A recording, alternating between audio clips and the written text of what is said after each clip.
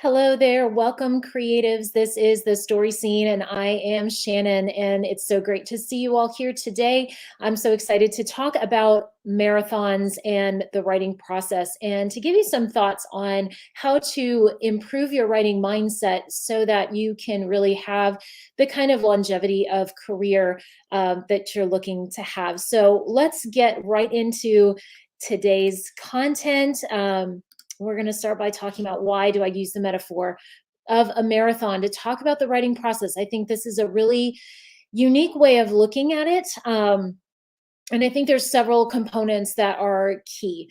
One of the things about marathon training that's really important when we think about the writing process are the sort of virtues that we practice when we start training for an event like a marathon, particularly things like endurance, perseverance, patience, dealing with obstacles, and making a long-term commitment. And I think all of those things also apply to a writing career. And I think that's one of the reasons why this is such a powerful metaphor, is that those things are exactly the same, right? And the really good news about this is that we can train ourselves. And that's kind of the other part of this, right? So we think about getting started from, getting off your couch and deciding you're going to commit to running a marathon. You can follow a training plan to get you from 0 to 26.2 miles, right? You can get on a training plan that is going to take you there. You can get off the couch and get to a 5K, get to a 10K, a 15K, a half marathon, and finally to the marathon. And so that also applies here to our writing journey. And there are several components to a running training plan that also can apply to our writing journey. And so that's one of the other things. This whole series of classes that we're going to be doing from now through the next few weeks on sort of the marathon writing training plan. We're going to go through things like mindset, nutrition, right? How do we kind of refill the creative well so that we can perform at our peak? We're also going to talk about skills training. And we're going to talk about recovery and the importance of recovery, or what Einstein liked to call play, like creative play, right? How we kind of explore different avenues of creativity so that we are always, as I say, running at our peak performance. So today's session is on mindset. Okay, so we're going to talk about why mindset is so important and what we can do to help to train our minds to have resilience when it comes to dealing with the obstacles that we know are going to come. So if you're familiar with Steven Pressfield's work on resistance, The War of Art is the name of the book, The War of Art. You'll know that he talks about this like a battle, right? And he talks about how we kind of fight against this force of resistance. But one of the things that we learn as we train, if you're training for a marathon, is that fighting it out is exhausting, right? We want to find ways to flow with the obstacles. We want to find ways to develop resilience, so that we're not fighting the battle, right? We're figuring out ways to deal with these kinds of obstacles that come up so that we don't have to be spending so much of our energy on fighting with it, and we can instead just move forward, right? Okay, so that's one of the things that we're going to talk about today. Why mindset is so important. It can cripple our progress. Like any one of you who's ever dealt with writer's block, and you can drop a comment. I would love to hear about your experiences dealing with writer's block. But if you have dealt with this before, you know that it can absolutely cripple your progress. It can hold you up for weeks, months even, or years, depending on how severely you're kind of dealing with this battle, this lack of confidence. I find that there are several components to what Steven Pressfield calls resistance. This feeling of antagonism, or that there's a conflict with something or someone, that there's scarcity, and that there is doubt. Okay, so we're the several blocks that we're going to go through today all kind of center around those three things, like this idea of antagonism, of scarcity, and especially of doubt. Mindset, though, is also there to empower us. So this is the great news. Our minds are so powerful. And if you've done any kind of mindfulness training, you know that this is the case, right? That just as much as our minds can kind of bring us down and that can become this huge obstacle in the way of our progress, our mindset can also allow us to transcend those obstacles and to power through those difficult times when we're struggling with a project. um, our minds are incredibly powerful that way. And so this is the great, the great advantage, I guess, and the reason why investing in training your mindset or working on the resilience that's needed to have that positive mindset as you approach your work of figuring out how you best deal with your own particular brand of resistance. We're going to go through a few common ones here, but I would love to hear from you in the comments. What are some other ones that you've encountered so that we can work through those together as a community? So the key is mindset really is everything. Like most things in life, our mental attitude, our mindset is 90% of the work, right? And 10% is like talent and physical ability or mental ability, effort, things like that. But mindset, if we don't have the right mindset, we're going to, as I said before, we're going to end up crippling our own progress just because we aren't in the right headspace to be able to do it. So let's reframe some things, right? Let's reframe this idea that obstacles need to be removed. Obstacles, if as we know from story, right, obstacles are the journey. They're not in the way of the journey. These are things that we are working on, that help us to define who we are as creatives. These obstacles that we face in our creative career, in our own mindset, this is all part of the journey. And so learning how to, as I said before, I like the word flow. I like the idea that we just sort of take it in stride. It's not that it's not difficult, it's not that it's not challenging, it's just that we take it in stride and we figure out what tools we need in order to be able to handle or tackle the obstacles that are going to come our way. So it's a little bit of prior planning, I suppose, as we go into this and figuring out what is going to best equip us with the skills and the mindset and the resilience that we need in order to be able to deal with what's coming our way. I mentioned, we're talking about marathon running right now as sort of our working metaphor for this. But obstacle course racing always comes to my mind. I did do some Spartan racing a few years back, and it just really was the perfect metaphor for this experience of knowing what's coming, putting in the training ahead of time so that you're able to deal with all of the different obstacles, the weather and the landscape and the terrain and the obstacles themselves and exhaustion and hunger and all of the things that kind of go into that. The good news, like I said, is that you can train for all of these things, right? We can train for this, and that's the part that we're going to do today. So let's go ahead and get straight into the material for today. So let's talk about this first block. So we're going to go through, as I said, 5 of the most common blocks that you might experience as a creative, and we're going to kind of talk through some different solutions, ways to develop resilience around these particular blocks so that they don't derail your progress as you go forward. Okay, so the very first block that I've written up here has to do with the project itself. That is that this idea isn't good enough. This idea isn't good enough. And this can be a really challenging one, right? If you're sort of plagued by this nagging feeling that the idea that you're trying to work with just is not cutting it, it really can cause you some distress, right? And can slow down your progress. So the solution to this is what I like to call the Martian Effect. And let me explain what I mean by that. If you've all seen the film The Martian, there's this wonderful moment in the film where Mark Watney has realized just how bad his situation actually is. He realizes that he is there all alone. He realizes that he does not have enough food to last him until the resupply mission or the team could come back and get him. He's realized that he just has very little supplies, and he's either going to die there or he's going to survive, and he's going to have to figure out a way to do it. And so he basically brings all of his scientific knowledge to bear.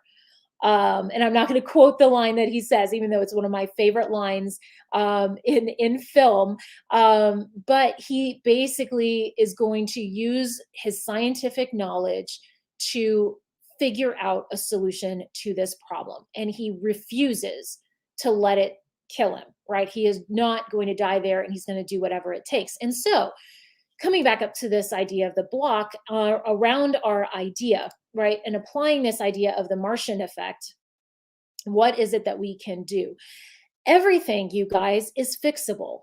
Everything is fixable. If the idea, if you're feeling like the idea isn't good enough, the first step is to discern whether that is a truthful appraisal of where the idea is at, or whether this is fear and doubt talking to you, right? So let's talk about the truth first. So if this is actually true, that the idea isn't good enough, you do a little bit of self-examination and you decide, no, it's just really that I don't think the idea is good enough. It doesn't have enough legs to get me to the full length of a feature. It doesn't have enough for a novel. It's just not going to do what I want it to do. The solution to that is to detach emotionally from the problem, from the idea, and just apply the science, right? Get in there. It's probably not good enough because you haven't taken it far enough yet. Okay, so start working through some different questions. Go back to your premise line and start building it out. Start doing some different, like, what if exercises. Maybe the first solution that you've come up with for the problem that you've posed for your character is just not nuanced enough. It's not deep enough. The character's not quite there yet. That's all fixable, right? It just requires you to kind of tackle it again and be willing to, brainstorm pages, right? As you kind of work through these different questions. That's okay. That's great. That's part of the process. Okay. So the truth is, if the idea isn't good enough, the solution to that is, again, the Martian effect. Apply the story science. You know what's going to make the story work. And if you're not sure, go to your writers group, find a trusted writing coach, find a buddy, go to your representation if they're helping you pick concepts. Find someone that you can bounce ideas off of and work the idea until it is where you need it to be.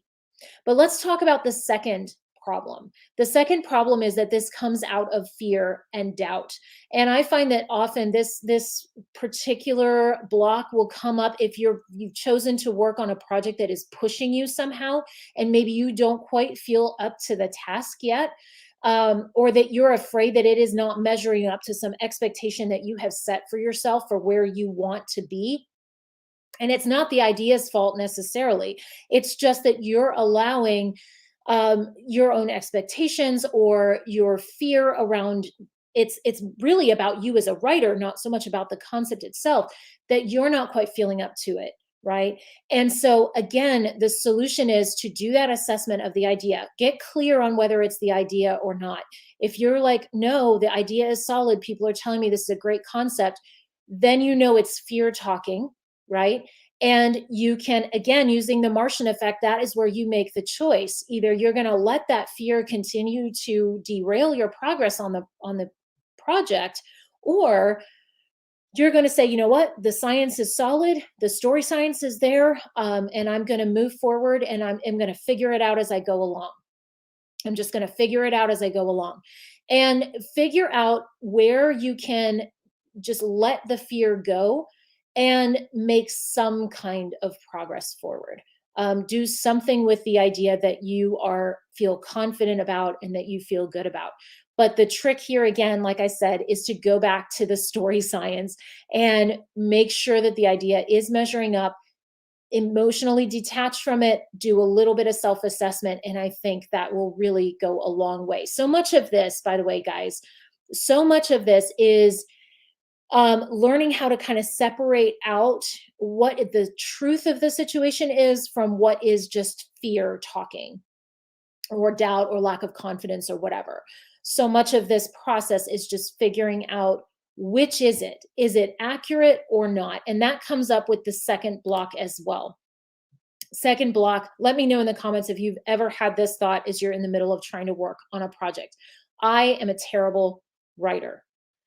I am a terrible writer. Okay, I think we have all of us felt this way, right? At one point or another on our career path, we have all felt this way. We have all felt like I am a terrible writer. And again, the solution here is tell the truth.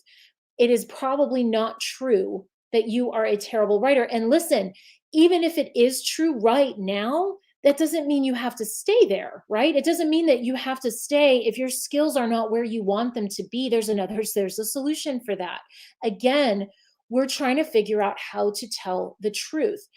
Instead of saying, I am a terrible writer, you want to, again, sort of set that aside and do an honest assessment of where you're at as far as your skills are concerned. Maybe get some good feedback, get some notes, get some coverage on a project, give it to a writing buddy friend who you are confident is going to give you honest feedback, and ask them, listen, I need some feedback on where my skills are at right now. I want to improve my writing. What can I do? What can I work on? Okay, so that's the first step, is to say, okay, we can all improve. This is a journey. It is a practice. This is not something that you master once and then you're finished. No, every project that we write, we are always learning. So let that go, this idea of the terrible writer, and just say, yeah, there are things that I want to work on.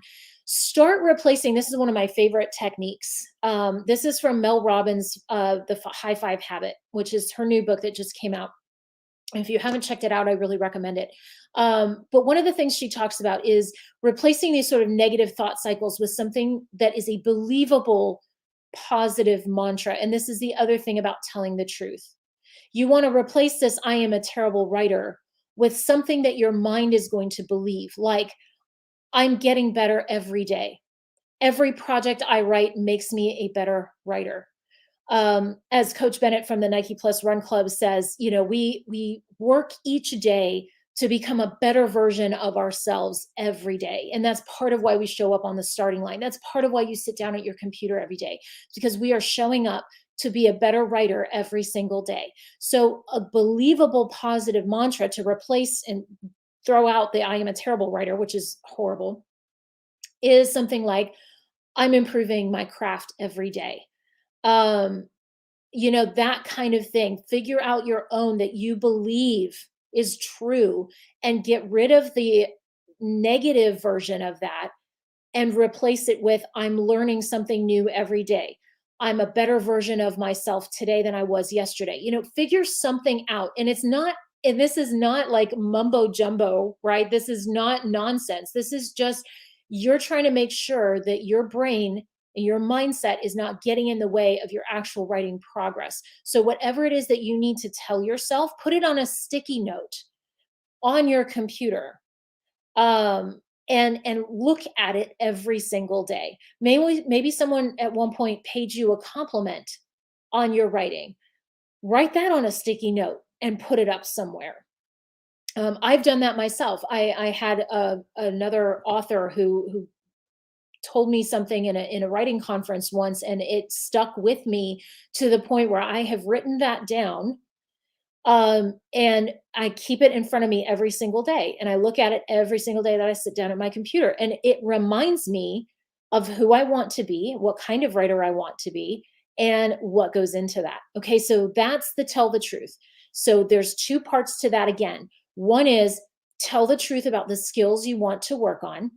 And the second is replace the negative mindset loop with something that you believe about yourself that is true. Because that way your brain's not going to be like, you're BSing me. Like, that's not true, right? Your brain isn't going to take it if you try to lie to yourself.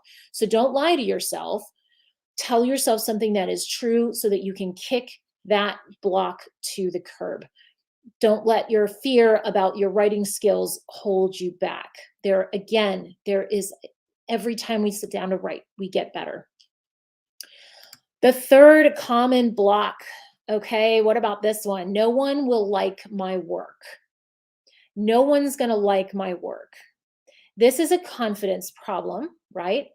It has to do not even with quality. It's just about kind of being afraid of like showing up to, so this reminds me of like when you're back at like in middle school and you're like the new kid at school and you show up and you're like, no one's going to like me. Right. And it's that fear of rejection, that fear of not being accepted that is so difficult to deal with, right? Deep down, it's very, very hard to put things on the page and put it out into the world for people to see, because there is always the possibility that it will get rejected. But the truth is, right? Let's get clarity of purpose. Okay. The solution to this particular block is to get clear on why you're doing what you're doing in the first place. Are you doing this because it's some kind of like popularity contest, or are you doing this because you have stories that you must tell? Like, writing is breathing, and you must tell your stories. Because the truth is, like, rejection is going to be a part of this. You are never, ever going to please everyone. So writing for yourself first is kind of an important thing, right? And then we write for the audience. And maybe it's you write for one particular person. We think about maybe, like, Shakespeare having his muse, right? That he's writing for. If you've seen the movie Shakespeare, I'm not talking about actual historical William Shakespeare. I'm talking about the Will Shakespeare from oh gosh, it's long time ago now, Shakespeare in Love, right? That he falls in love with this girl and she ends up being his muse. And like, he basically is writing for her. So maybe there's something of that, right? But getting clear on why it is that you are putting your work out into the world. Why is it that you are doing this? And a great resource on this point, I would highly recommend Seth Godin's new book, The Practice. This one, it came out like probably the end of 2020, I think. So it's fairly recent. But I think it is a great book for understanding the creative process and how we think about the purpose of what it is that we're doing. So get clear on your purpose. This is not, thinking like everybody has to be, raving positive, about my work. That's not very realistic. But again, there are things that you can do on the front end as far as following the story science and making sure that the story you're telling is solid, that it will find a home.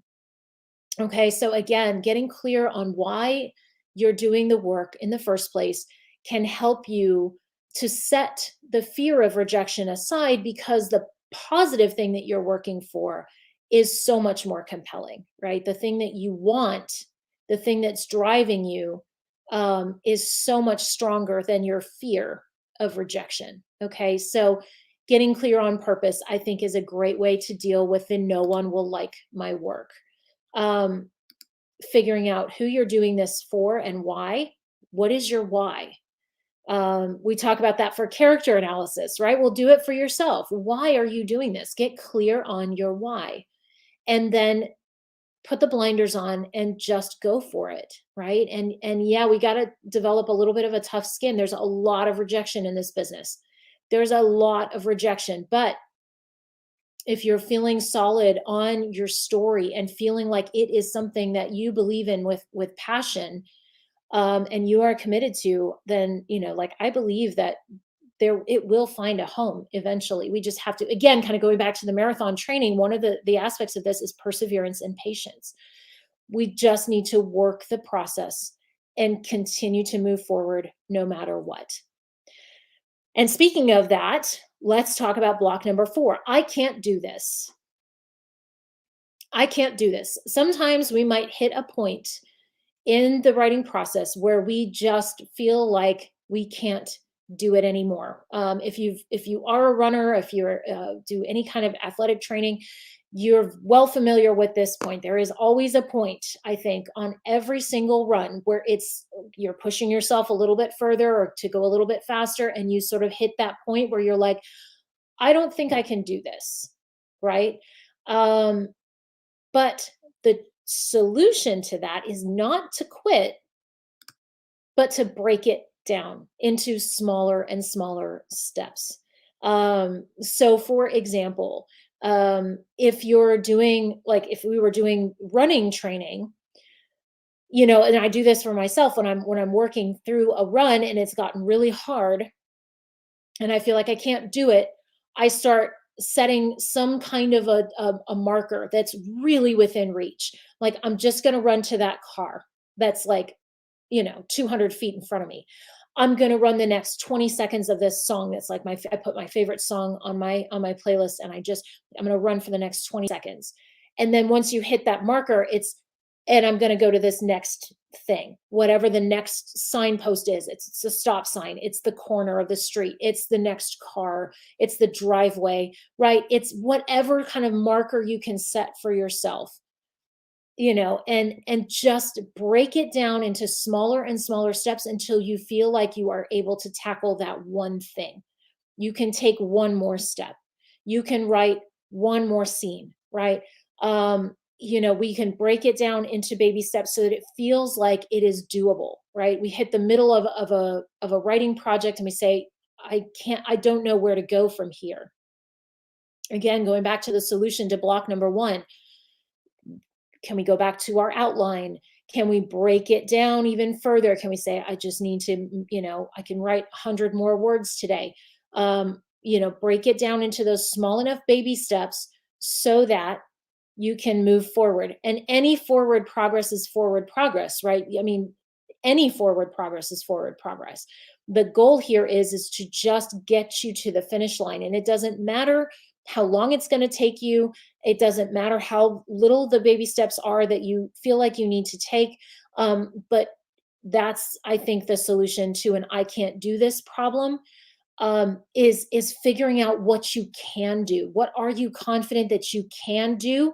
And then do that, and just do that on repeat, right? And once you do that, you'll figure out, it'll be done by the time you kind of look up and realize, oh, I finished it, right?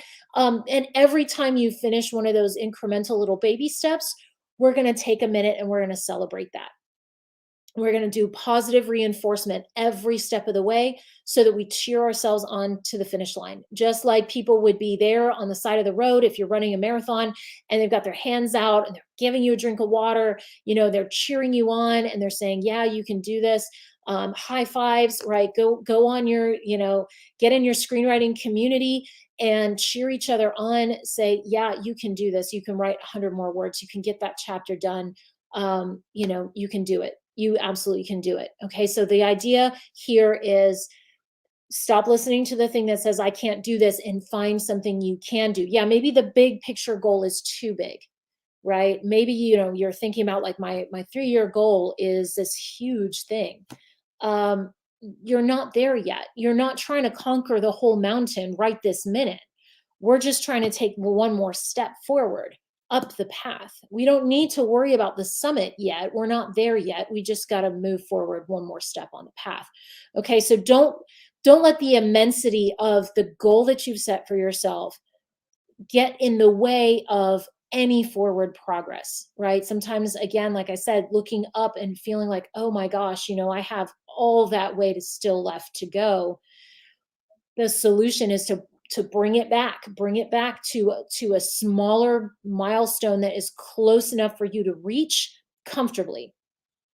Another analogy, we've been, today is the metaphor day, right? We're using marathons, we're using obstacle course racing, we're using all kinds of things.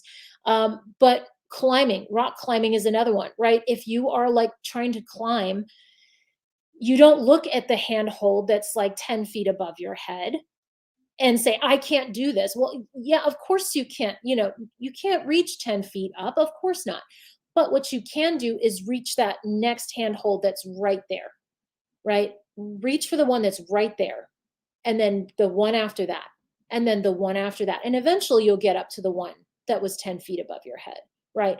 But yeah, don't let that big picture goal that feels so intimidating, again, deter you from the small daily progress that is going to eventually get you there, right? So we're keeping the big goals in view, but we're not allowing that to impact negatively, this daily work that we're trying to do, the daily practice. We're going to set those small reachable goals, the ones that are really attainable for the right now, for the right here. Okay. So that doesn't become a problem. Okay. So the solution to I can't do this, break it down into small, easily attainable steps and just do it on repeat and you will get there, right? You will get there. It's the proverb that a journey of 1,000 miles starts with a single step, right? And it's so true, but we're afraid to even take the step because we're like, that's not 1,000 miles. Well, of course it's not, right? All we're looking for is the next step. That's all we need is the next step, right? So let's just do that. Take a minute, break down your big goals into those baby steps. Last block that we're going to talk about here for mindset today. I don't have any ideas. This isn't the same, by the way, as this idea isn't good enough, which was the first block. This is feeling like creatively just spent. I find that I run into this block a lot of times when I've just finished a project. I feel like I'm never going to have another good idea ever again. I'm never going to have any ideas ever again. There's a solution for this one too. I don't have any ideas. Again, this is a fear of scarcity, right? There's not enough. This is a lack of abundance, right? I feel like creatively I'm in a drought. There's a scarcity problem here. The good news is that there's a very easy solution to this one. And that is what I like to call going on the inspiration treasure hunt. One solution to this is what we're going to talk about, the video that I'm going to post on Thursday, which talks about the development slate. I mentioned this in last week's live when we talked about doing setting creative goals that you can actually keep. And I mentioned keeping a development slate, and I'm going to post the video for the development slate on Thursday. So definitely check for that one. That's one solution to this. That's where you're keeping your running list of all of the ideas that you've had, so you don't have to worry that you're going to come up empty. But if you really are feeling like you're just not inspired, then let's do an inspiration treasure hunt.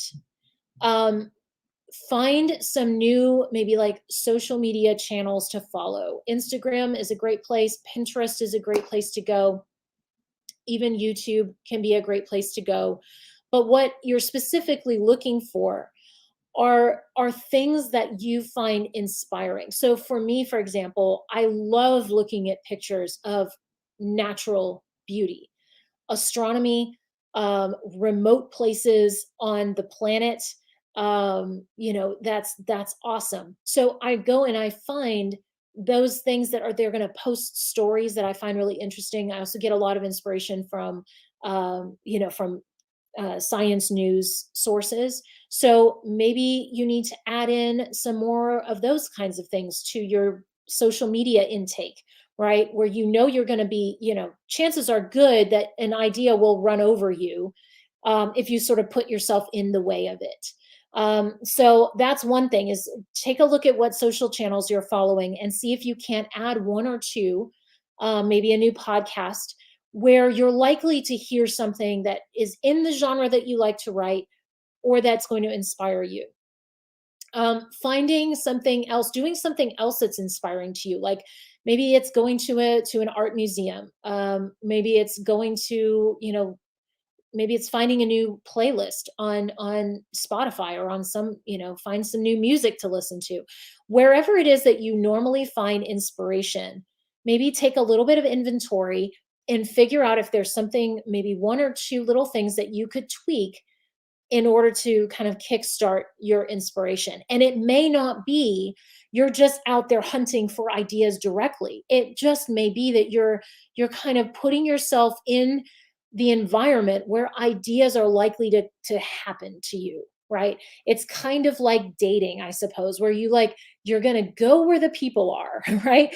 Go where the ideas are likely to be, and sort of just wait, and absorb, and like let it kind of wash over you. Let yourself just sort of be in that moment, and don't worry about, oh, I need to find, whatever. Just be patient. Again, we're talking about patience as one of the virtues that our marathon training is giving us.